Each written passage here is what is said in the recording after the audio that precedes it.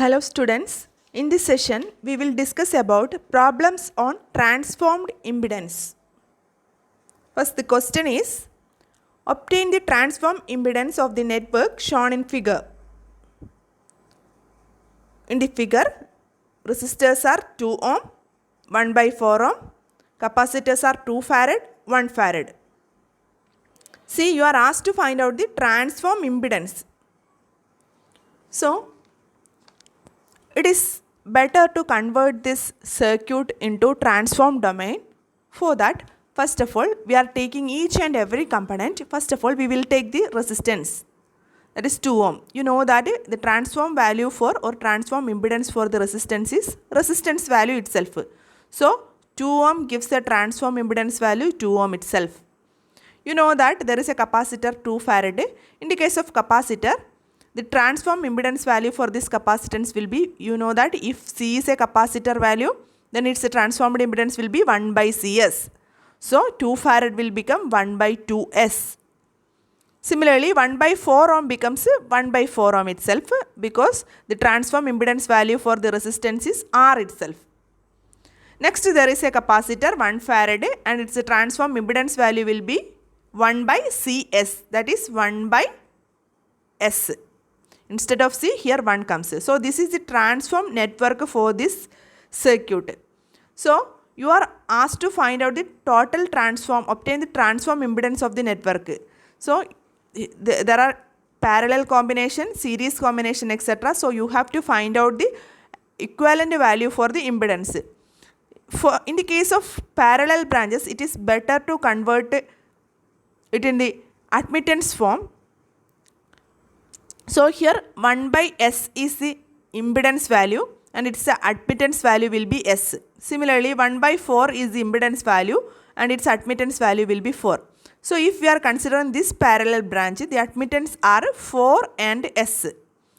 So, we can write, see, if we are considering this part, that means if we are considering the one end of the circuit, here you can see that 1 by S and 1 by 4 are parallel. For finding the parallel branches, it is better to convert it in the admittance form. So, the admittance of 1 by 4 impedance is 4 and admittance of 1 by S value is S. So, total admittance in the parallel combination will be 4 plus S. And you know that the impedance is the inverse of the admittance. So, if you are having the admittance value 4 by S, then impedance value will be 1 by 4 plus S. So, impedance value will be Z1 of S is equal to 1 by 4 plus S.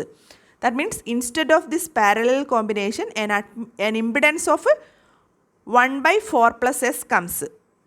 So, the circuit will become like this. See, 2 ohm, 1 by 2S. Instead of the parallel branch, the impedance is 1 by 4 plus S. Again, you can see this capacitor and this impedance are in series.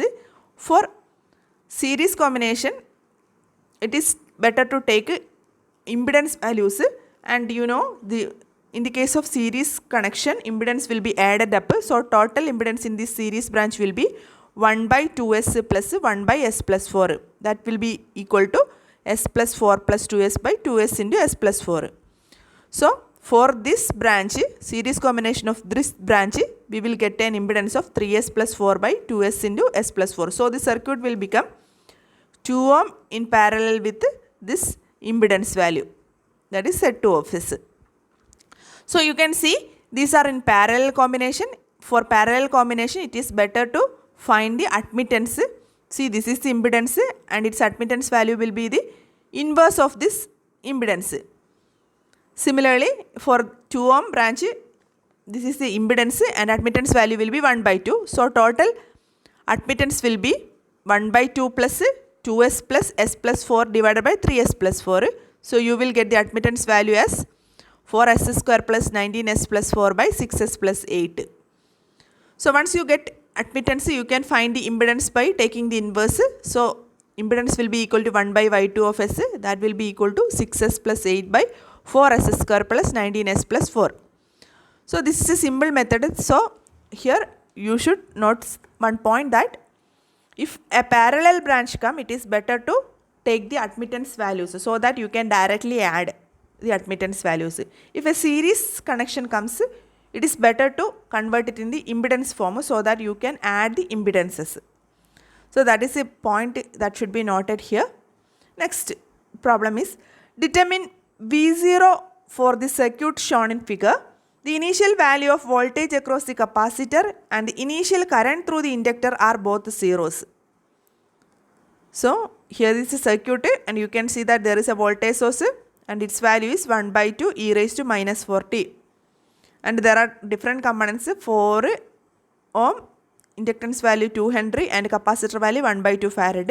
It is indicated that V0 is the voltage across the resistor and Vc is the initial value.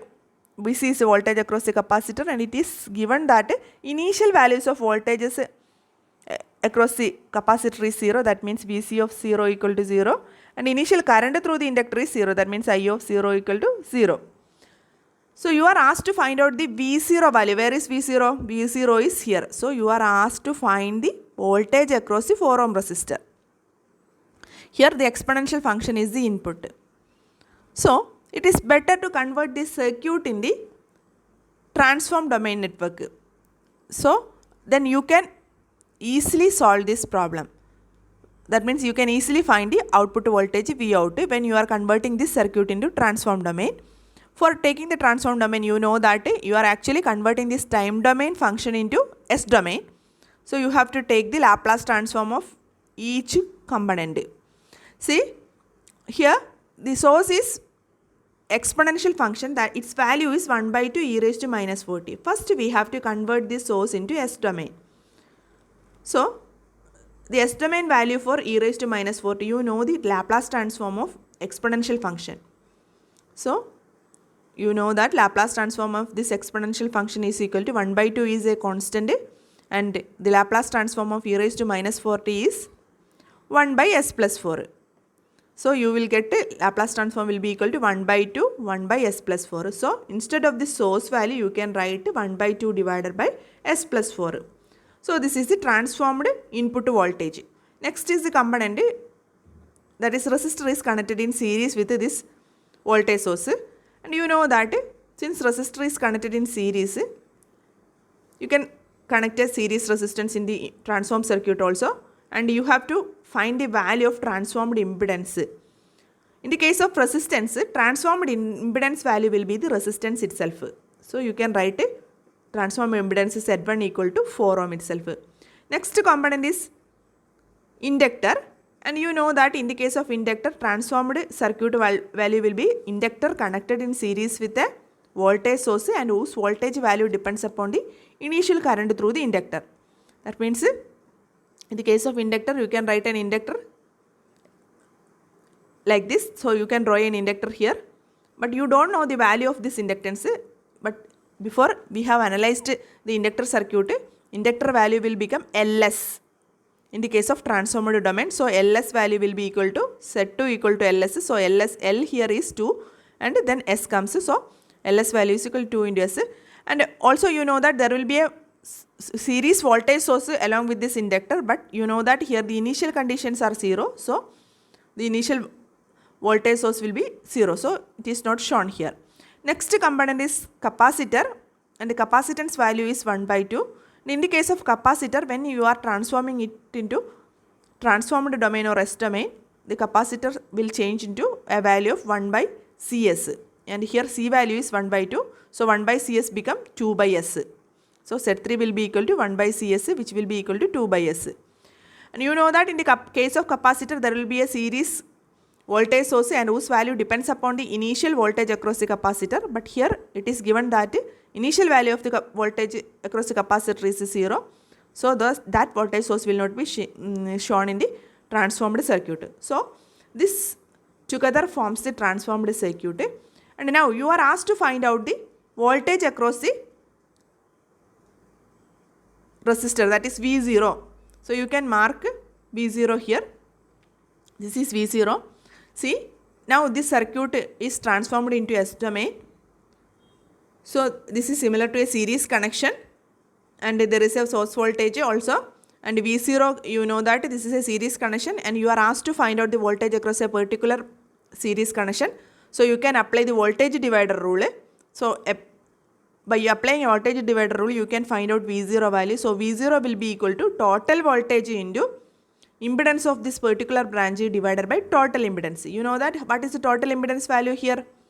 Here 4 ohm, 2S and 2 by S are the impedances. So total impedance will be, since it is a series connection, total impedance will be 4 plus 2S plus 2 by S.